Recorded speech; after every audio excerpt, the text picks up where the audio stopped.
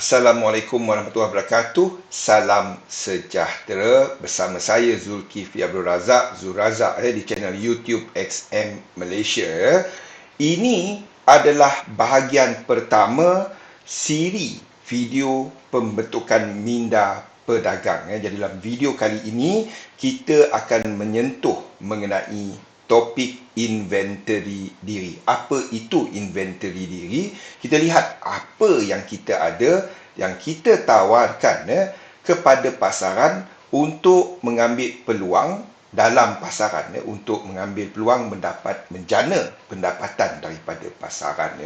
Jadi dagangan dalam talian adalah satu perniagaan. Membina perniagaan dalam talian memerlukan dedikasi dan disiplin.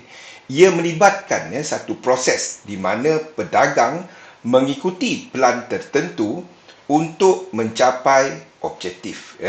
Jadi terdapat dua bahagian dalam proses ini. Yang pertama adalah inventory diri, kita akan lihat dalam video kali ini.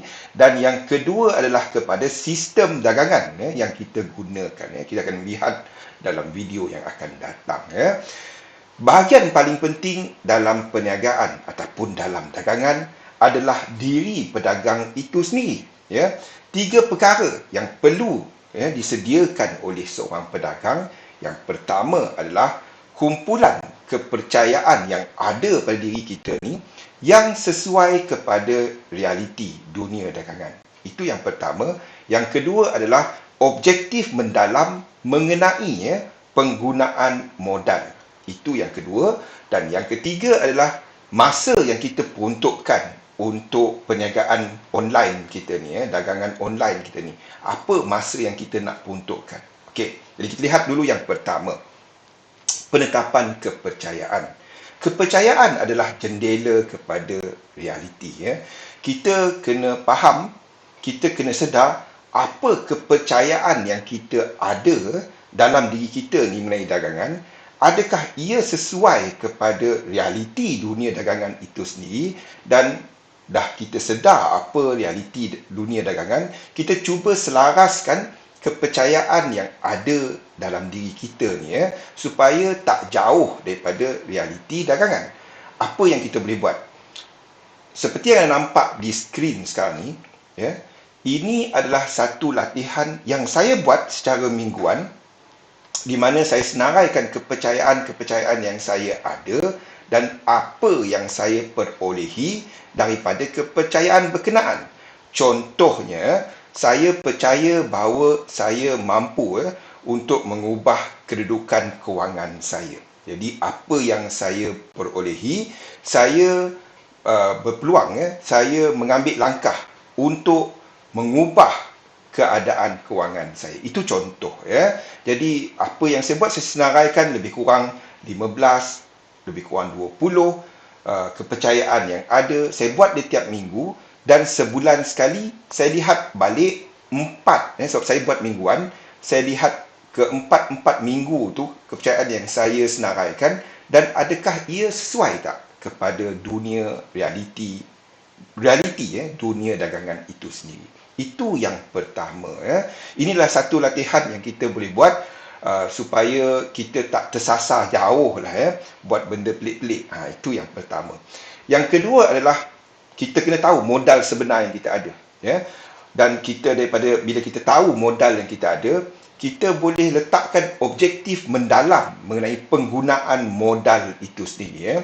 Jadi bila apa yang saya buat adalah saya buat satu belanjawan untuk satu tempoh berkala. Maksudnya anda boleh buat untuk 3 bulan, 6 bulan, 9 bulan, 1 tahun. Dalam contoh yang saya letakkan di sini, inilah satu belanjawan tahunan di mana saya letakkan berapa pendapatan, semua pendapatan yang saya ada untuk satu tempoh dalam contoh ni tahunan, dan kepada semua belanjawan yang saya ada, apa perbelanjaan lah yang saya ada untuk tempoh yang sama.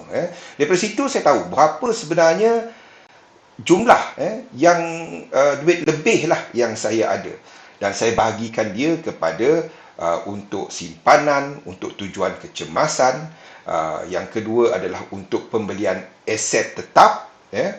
Dan yang ketiga adalah kepada untuk meletakkan dalam portfolio aset berubah, turun naik harga, ya, dan mempunyai volatility itulah, ya. Dan itulah yang untuk dagangan tu tadi, ya. Daripada situ saya tahu apakah sebenarnya sasaran pulangan yang saya nak daripada modal yang saya letakkan dalam portfolio aset berubah tadi.